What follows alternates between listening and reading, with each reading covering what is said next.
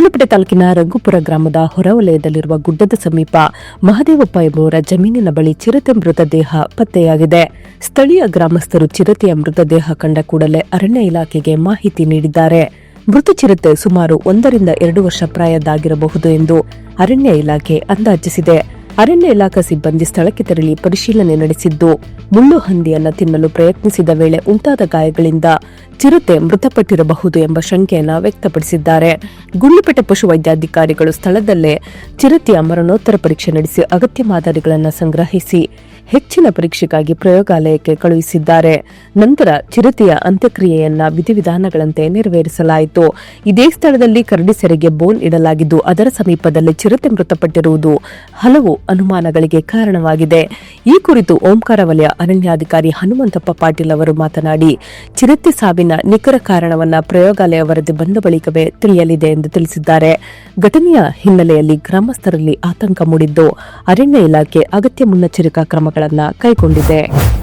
ಮುಖ್ಯಮಂತ್ರಿಗಳ ವಿಶೇಷ ಅನುದಾನದಡಿ ಮಾಡ್ರಹಳ್ಳಿ ಗ್ರಾಮದಲ್ಲಿ ಸಿಸಿ ರಸ್ತೆ ಹಾಗೂ ಚರಂಡಿ ನಿರ್ಮಾಣ ಮಾಡಲಾಗುತ್ತಿದೆ ಎಂದು ಗುಂಡ್ಲುಪೇಟೆ ವಿಧಾನಸಭಾ ಕ್ಷೇತ್ರದ ಶಾಸಕರಾದ ಎಚ್ಎಂ ಗಣೇಶ್ ಪ್ರಸಾದ್ ರವರು ತಿಳಿಸಿದ್ದಾರೆ. ತಾಲೂಕಿನ ಮಾಡ್ರಹಳ್ಳಿ ಗ್ರಾಮದಲ್ಲಿ ಸಿಸಿ ರಸ್ತೆ ಹಾಗೂ ಚರಂಡಿ ನಿರ್ಮಾಣ ಕಾಮಗಾರಿಗೆ ಭೂಮಿ ಪೂಜೆ ನೆರವೇರಿಸಿ ಮಾತನಾಡಿದ ಅವರು, 2025-26ನೇ ಸಾಲಿನ ಮಾನ್ಯ ಮುಖ್ಯಮಂತ್ರಿ ಸಿದ್ದರಾಮಯ್ಯ ಅವರ ವಿಶೇಷ ಅನುದಾನದ 50 ಕೋಟಿ ಪ್ಯಾಕೇಜ್ನೊಳಗೆ ಮಾಡ್ರಹಳ್ಳಿ ಗ್ರಾಮಕ್ಕೆ 40 ಲಕ್ಷ ವೆಚ್ಚದಲ್ಲಿ ರಸ್ತೆ ಹಾಗೂ ಚರಂಡಿ ನಿರ್ಮಾಣಕ್ಕೆ ಅನುದಾನ ನೀಡಲಾಗಿದೆ ಎಂದರು. ಮಾಡ್ರಹಳ್ಳಿ ಗ್ರಾಮದಲ್ಲಿ ಹಿಂದೆ ಅವೈಜ್ಞಾನಿಕವಾಗಿ ಚರಂಡಿ ನಿರ್ಮಾಣವಾಗಿದ್ದರಿಂದ ಮೆಟ್ಟಿಲುಗಳನ್ನು ನಿರ್ಮಿಸಿಕೊಂಡು ಓಡಾಡುವಂತಹ ಪರಿಸ್ಥಿತಿ ಉಂಟಾಗಿದೆ. ವಾಹನ ನಿಲುಗಡೆ ಸಮಸ್ಯೆಯೂ ಎದುರಾಗಿದೆ. ಇದಕ್ಕೆ ಶಾಶ್ವತ ಪರಿಹಾರ ಕಂಡುಕೊಳ್ಳುವ ನಿಟ್ಟಿನಲ್ಲಿ ಸಂಬಂಧಿಸಿದ ಅಧಿಕಾರಿಗಳಿಗೆ ಸೂಚನೆ ನೀಡಲಾಗಿದೆ ಎಂದರು. ಮುಂದಿನ ದಿನಗಳಲ್ಲಿ ಗ್ರಾಮಕ್ಕೆ ಇನ್ನಷ್ಟು ಅನುದಾನ ಒದಗಿಸುವ ಭರವಸೆಯನ್ನು ಅವರು ನೀಡಿದ್ದಾರೆ. ಮುಖ್ಯಮಂತ್ರಿಗಳ ವಿಶೇಷ ಅನುದಾನದಡಿ ಬೆರತಹಳ್ಳಿಗೆ 45 ಲಕ್ಷ, ತೆರಗನಾಂಬಿಗೆ 25 ಲಕ್ಷ, ಗುರುವಿನಪುರಕ್ಕೆ 40 ಲಕ್ಷ, ಉತ್ತೂರಿಗೆ 30 ಲಕ್ಷ ಹಾಗೂ ಚಿರಕನಹಳ್ಳಿಗೆ 45 ಲಕ್ಷ ಅನುದಾನ ಹಂಚಿಕೆ ಮಾಡಲಾಗಿದೆ ಎಂದರು. ಬಜೆಟ್ನಲ್ಲಿ ತಾಲೂಕಿಗೆ ಇನ್ನಷ್ಟು ವಿಶೇಷ ಅನುದಾನ ನಿರೀಕ್ಷೆ ಇದ್ದು, ಅನುದಾನ ಲಭಿಸಿದ ನಂತರ ಉಳಿದ ಅಭಿವೃದ್ಧಿ ಕಾರ್ಯಕ್ರಮಗಳನ್ನು ಕೈಗೆತ್ತಿಕೊಳ್ಳಲಾಗುವುದು ಎಂದರು. ಈ ಸಂದರ್ಭದಲ್ಲಿ ಚಾಮಲ್ ನಿರ್ದೇಶಕ ಎಚ್ಎಂ ನಂಜುಂಡಪ್ರಸಾದ್, ಮುಖಂಡರಾದ ಮಾಡ್ರಳ್ಳಿ ಶೇಖರ್, ರಂಗಸ್ವಾಮಿ, ಮಹದೇವಪ್ಪ ಸೇರಿದಂತೆ ಇತರರು ಹಾಜರಿದ್ದರು.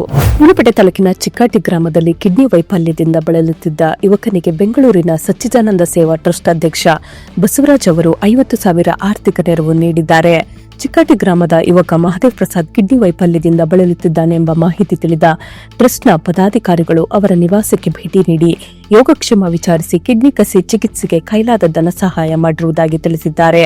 ಯುವಕನಿಗೆ ಬೇಗ ಗುಣಮುಖರಾಗಿ ಎಲ್ಲರಂತೆ ಜೀವನ ನಡೆಸಲಿ ಎಂದು ಟ್ರಸ್ಟ್ ಅಧ್ಯಕ್ಷ ಬಸವರಾಜು ಹಾರೈಸಿದ್ದಾರೆ. ಈ ಸಂದರ್ಭದಲ್ಲಿ ಚಿಕ್ಕಾಟಿ ಶಿವಣ್ಣ ನಾಯಕ, ಪ್ರವೀಣ್ ಆಲತೂರ್, ಬಸವರಾಜ್ ಸಿದ್ದಪ್ಪ, ಸಚ್ಚಿದಾನಂದ ಟ್ರಸ್ಟ್ನ ಕುಮಾರ್ ಆಲತೂರ್, ಪ್ರವೀಣ್ ಸೇರಿದಂತೆ ಇತರರು ಹಾಜರಿದ್ದರು. ಬಂಡೀಪುರ ಟೈಗರ್ ರಿಸರ್ವ್ ವ್ಯಾಪ್ತಿಯ ಮೊಳೆಯೂರು ವಲಯದಲ್ಲಿ ಹಮ್ಮಿಕೊಳ್ಳಲಾಗಿದ್ದ ಉಚಿತ ಚಾಲನಾ ತರಬೇತಿ ಕಾರ್ಯಕ್ರಮದ ಅಂಗವಾಗಿ ಅರಣ್ಯ ಅಂಚಿನ ಗ್ರಾಮಗಳ ಫಲಾನುಭವಿಗಳಿಗೆ ಚಾಲನಾ ಪರವಾನಗಿಗಳನ್ನು ವಿತರಿಸಲಾಯಿತು. ಕಾರ್ಯಕ್ರಮದಲ್ಲಿ ಬಂಡೀಪುರ ಟೈಗರ್ ರಿಸರ್ವ್ ಕ್ಷೇತ್ರ ನಿರ್ದೇಶಕ ಹಾಗೂ ಅರಣ್ಯ ಸಂರಕ್ಷಕ ಶ್ರೀ ಪ್ರಭಾಕರನ್, ಎಡಿಯಾಲ ಉಪ ಅರಣ್ಯ ಸಂರಕ್ಷಣಾಧಿಕಾರಿ ಶ್ರೀ ಪರಮೇಶ್, ಮೊಳೆಯೂರು ವಲಯ ಅರಣ್ಯಾಧಿಕಾರಿ ಶ್ರೀ ನಾರಾಯಣ, ಗ್ರಾಮ ಪಂಚಾಯಿತಿ ಅಧ್ಯಕ್ಷರು ಹಾಗೂ ಸದಸ್ಯರು ಭಾಗವಹಿಸಿ ಫಲಾನುಭವಿಗಳಿಗೆ ಚಾಲನಾ ಪರವಾನಗಿಗಳನ್ನು ವಿತರಿಸಿದರು. ಈ ಉಚಿತ ಚಾಲನಾ ತರಬೇತಿ ಹಾಗೂ ಪರವಾನಗಿ ವಿತರಣೆ ಕಾರ್ಯಕ್ರಮವು ಅರಣ್ಯ ಅಂಚಿನ ಗ್ರಾಮಸ್ಥರ ಉದ್ಯೋಗಾವಕಾಶಗಳನ್ನು ವಿಸ್ತರಿಸುವುದು ಹಾಗೂ ಸ್ವಾವಲಂಬನೆ ಹೆಚ್ಚಿಸುವ ಉದ್ದೇಶವನ್ನು ಹೊಂದಿದೆ ಎಂದು ಅಧಿಕಾರಿಗಳು ತಿಳಿಸಿದ್ದಾರೆ. 2025-26ನೇ ಸಾಲಿನ ಮಾನ್ಯ ಮುಖ್ಯಮಂತ್ರಿ ಸಿದ್ದರಾಮಯ್ಯ ಅವರು ಮೂಲಸೌಕರ್ಯ ಅಭಿವೃದ್ಧಿ ಯೋಜನೆಯಡಿ ಗುಂಡ್ಲುಪೇಟೆ ವಿಧಾನಸಭಾ ಕ್ಷೇತ್ರಕ್ಕೆ ಮಂಜೂರು ಮಾಡಿರುವ 50 ಕೋಟಿ ಅನುದಾನದಲ್ಲಿ ಗುರುವಿನಪುರ ಗ್ರಾಮದ ಸಾಮಾನ್ಯ ವರ್ಗದವರ ಬೀದಿಯಲ್ಲಿ ಸಿಸಿ ರಸ್ತೆ ಹಾಗೂ ಸಿಸಿ ಚರಂಡಿ ನಿರ್ಮಾಣ ಕಾಮಗಾರಿಗೆ ಗುದ್ದಲಿ ಪೂಜೆಯನ್ನು ಶಾಸಕರಾದ ಗಣೇಶ್ ಪ್ರಸಾದ್ ರವರು ನೆರವೇರಿಸಿದರು. ಅಂದಾಜು 40 ಲಕ್ಷ ವೆಚ್ಚದಲ್ಲಿ ಕೈಗೊಳ್ಳಲಾಗುತ್ತಿರುವ ಈ ಕಾಮಗಾರಿಯಿಂದ ಗ್ರಾಮದಲ್ಲಿ ಮೂಲಭೂತ ಸೌಕರ್ಯಗಳು ಮತ್ತಷ್ಟು ಸುಧಾರಣೆಯಾಗಲಿದ್ದು, ಸಾರ್ವಜನಿಕರಿಗೆ ಸುಗಮ ಸಂಚಾರ ಹಾಗೂ ಸ್ವಚ್ಛ ಪರಿಸರ ಲಭ್ಯವಾಗಲಿದೆ ಎಂದರು. ಕಾರ್ಯಕ್ರಮದಲ್ಲಿ ಸ್ಥಳೀಯ ಜನಪ್ರತಿನಿಧಿಗಳು, ಅಧಿಕಾರಿಗಳು ಹಾಗೂ ಗ್ರಾಮಸ್ಥರು ಉಪಸ್ಥಿತರಿದ್ದರು. ಗುಂಡ್ಲುಪೇಟೆ ತಾಲೂಕಿನ ವಿವಿಧ ಗ್ರಾಮಗಳಲ್ಲಿ ಇರುವ 6 ದೇವಸ್ಥಾನಗಳಲ್ಲಿ ಸರಣಿ ಕಳ್ಳತನ ನಡೆದಿರುವ ಘಟನೆ ಬೆಳಕಿಗೆ ಬಂದಿದೆ. ಬನ್ನಿತಾಳ್ಪುರ ಗ್ರಾಮದ ಶ್ರೀ ಕಿಕ್ಕೇರಿ ಮಹಾಲಕ್ಷ್ಮಿ ದೇವಸ್ಥಾನ, ಸಾಗಡೆ ಗ್ರಾಮದ ರಾಕಸಮ್ಮ ದೇವಸ್ಥಾನ, ಹುತ್ತನಹಳ್ಳಿ ಗ್ರಾಮದ ಮಾರಮ್ಮ ದೇವಸ್ಥಾನ, ಮಲೆಯೂರು ಗ್ರಾಮದ ಮಾರಮ್ಮ ದೇವಸ್ಥಾನ, ಗೋನಹಳ್ಳಿ ಗ್ರಾಮದ ದೇವಸ್ಥಾನ ಹಾಗೂ ಹಿಮವದ್ ಗ್ರಾಮದ ಗೋಪಾಲಸ್ವಾಮಿ ದೇವಸ್ಥಾನಗಳಲ್ಲಿ ಕಳ್ಳತನ ನಡೆದಿದೆ. ಅಪರಿಚಿತರು ದೇವಸ್ಥಾನಗಳ ಬೀಗಗಳನ್ನು ಹೊಡೆದು ಒಳಗೆ ಪ್ರವೇಶಿಸಿ ಚಿನ್ನದ ತಾಳಿಗಳು, ಚಿನ್ನದ ಕಾಸುಗಳು, ಚಿನ್ನದ ಗುಂಡುಗಳು ಹಾಗೂ ಬೆಳ್ಳಿ ಕೊಳಲುಗಳನ್ನು ಕಳ್ಳತನ ಮಾಡಿದ್ದಾರೆ. ಅಲ್ಲದೆ ದೇವಸ್ಥಾನಗಳಲ್ಲಿದ್ದ ಗೋಲ್ಕಗಳನ್ನು ಹೊಡೆದು ಅದರಲ್ಲಿದ್ದ ಹಣವನ್ನು ಕೂಡ ತೆಗೆದುಕೊಂಡು ಹೋಗಿರುವುದಾಗಿ ಸ್ಥಳೀಯರು ತಿಳಿಸಿದ್ದಾರೆ. ಸರಡಿ ಕಳ್ಳತನದ ಘಟನೆಯಿಂದ ಗ್ರಾಮಸ್ಥರಲ್ಲಿ ಆತಂಕ ಮೂಡಿದ್ದು ತಕ್ಷಣವೇ ಪೊಲೀಸರಿಗೆ ಮಾಹಿತಿ ನೀಡಲಾಗಿದೆ. ಈ ಕುರಿತು ಗುಂಡ್ಲುಪೇಟೆ ಪೊಲೀಸ್ ಠಾಣೆಯಲ್ಲಿ ಪ್ರಕರಣ ದಾಖಲಾಗಿದ್ದು ಆರೋಪಿಗಳ ಪತ್ತೆಗೆ ಪೊಲೀಸರು ತನಿಖೆ ಕೈಗೊಂಡಿದ್ದಾರೆ. ಗುಂಡ್ಲುಪೇಟೆ ತಾಲೂಕಿನ ಉತ್ತಂಗೇರಿ ಉಂಡಿ ಗ್ರಾಮದಲ್ಲಿರುವ ಶ್ರೀಮಲೆ ಮಹದೇಶ್ವರ ಸ್ವಾಮಿ ದೇವಸ್ಥಾನದ 18ನೇ ವರ್ಷದ ವಾರ್ಷಿಕೋತ್ಸವದ ಹಿನ್ನೆಲೆಯಲ್ಲಿ ಗುಂಡ್ಲುಪೇಟೆ ವಿಧಾನಸಭಾ ಕ್ಷೇತ್ರದ ಶಾಸಕರಾದ ಗಣೇಶ್ ಪ್ರಸಾದ್ ರವರು ದೇವಸ್ಥಾನಕ್ಕೆ ಭೇಟಿ ನೀಡಿದ್ದರು. ಈ ಸಂದರ್ಭದಲ್ಲಿ ಶಾಸಕರು ಭಗವಂತನ ದರ್ಶನ ಪಡೆದು ಗ್ರಾಮಸ್ಥರ ಆರೋಗ್ಯ, ಸುಖ, ಶಾಂತಿ ಹಾಗೂ ಎಲ್ಲರ ಒಳಿತಿಗಾಗಿ ವಿಶೇಷ ಪ್ರಾರ್ಥನೆ ಸಲ್ಲಿಸಿದರು. ಈ ಸಂದರ್ಭದಲ್ಲಿ ದೇವಸ್ಥಾನದ ಆಡಳಿತ ಮಂಡಳಿಯ ಸದಸ್ಯರು, ಚುನಾಯಿತ ಪ್ರತಿನಿಧಿಗಳು ಹಾಗೂ ಗ್ರಾಮಸ್ಥರು ಹಾಜರಿದ್ದು ಧಾರ್ಮಿಕ ವಾತಾವರಣದಲ್ಲಿ ವಾರ್ಷಿಕೋತ್ಸವ ಸಂಭ್ರಮದಿಂದ ನೆರವೇರಿತು. ಗುಂಡ್ಲುಪೇಟೆ ಊಟಿ ಮಾರ್ಗದಲ್ಲಿ ಸಂಚರಿಸುತ್ತಿದ್ದ ಕೆಎಸ್ಆರ್ಟಿಸಿ ಬಸ್ನಲ್ಲಿ ಬಿಟ್ಟು ಹೋಗಿದ್ದ ಟ್ರಾಲಿ ಸೂಟ್ಕೇಸ್ ಪರಿಶೀಲನೆ ವೇಳೆ 12.6 ಕೆಜಿ ಗಾಂಜಾ ಪತ್ತೆಯಾಗಿರುವ ಘಟನೆ ಬೆಳಕಿಗೆ ಬಂದಿದೆ.